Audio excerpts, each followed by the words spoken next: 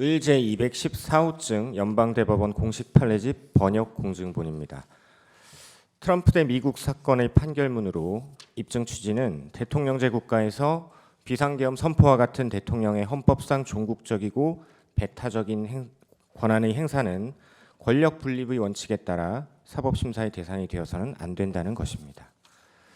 이 사건은 트럼프 대통령이 2020년의 대통령 선거 결과를 부정하고 번복하려는 여러 시도를 했다고 하여 국가 기망, 공식 절차 방해 등 4가지 범죄 혐의로 형사소추된 사건이었고, 트럼프는 당시 대통령으로서의 면책 특권을 주장하며 공소기각을 요청하였습니다.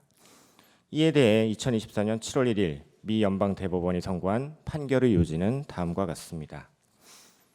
미국 헌법 제2조는 행정권은 대통령에게 속한다라고 규정하고 있다. 문헌에 상관없이 대통령의 행위 권한은 불가피하게 의회의 법률이나 헌법 자체에서 나온다. 후자의 경우, 즉 헌법 자체에서 나오는 대통령의 권한은 때때로 종국적이고 배제적이다.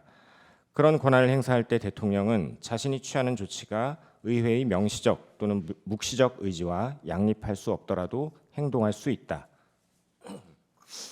대통령의 배타적인 헌법적 권한은 당의 사안에 대한 의회의 행위가 불가능하게 한다.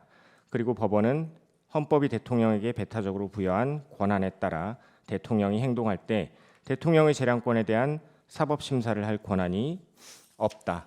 즉 연방대법원은 헌법의 권력 분립 구조에 따른 대통령 권한의 본질로 인하여 대통령의 헌법상 종국적이고 배제적인 권한 행사에 대해서는 의회뿐만 아니라 법원의 심사 대상이 되지 않는다고 판결한 것입니다. 구체적으로 판결문에서는 권력 분립이라는 지속적 원칙이 이 결정의 기준이 되어야 하고, 권력 분립 체계에서 대통령은 핵심적인 헌법적 권한의 행사 때문에 소추될 수 없으며 최소한 모든 공식 행위에 대한 소추에서 추정적 면책 특권을 누릴 자격이 있다라고 판시하였습니다. 그리고 그 주요 논거는 다음과 같습니다. 헌법에는 대통령 면책 조항이 없는 것이 사실이다. 그러나 거기엔 권력 분립 조항도 없다. 하지만 그 원칙은 대통령을 분리하고 권력을 분리하고 행정권을 대통령에게만 부여하는 3개의 조항에 의해 헌법 문구에 분명히 새겨져 있다. 대통령이 그의 배타적 헌법적 권한에 따라 행동할 경우 의회는 권력 분립의 구조적 문제에서 그와 같은 행위를 규제할 수 없으며 법원은 이를 심사할 수 없는 것이다. 그리고 연방대법원은 헌법 제정자들의 의도를 다음과 같이 설시하고 있습니다. 헌법 기초자들은 헌법을 통해 다른 권력기관에서는 그 권한을 여럿 가운데 분산시켜 놓고 다른 한편으로는 헌법적으로 없어서는 안 될 한 개인의 손에 최종 권위를 부여함으로써 법 집행에서의 역동성과 활기, 단호함과 신속성을 장려하려 하였다. 헌법은 정부의 효과적인 작동에 대한 방해를 용납하지 않는다. 가장 큰 공익의 존재는 대통령에게 그 직무를 두려움 없이 공평하게 처리할 수 있는 최대한의 능력을 제공하는 데 있다고 할 것이다.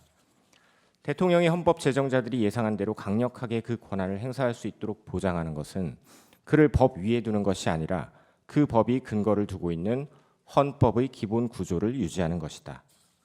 법원의 사법심사의 책무는 대통령의 권한이 정당한가 하는 문제와 그 권한 행사를 통해 달성하려는 동인을 혼동해서는 안 되고 대신 공화국의 권력 구조의 균형에 지속적이고 중요한 영향을 미칠 결과를 염두에 두고 이루어져야만 한다.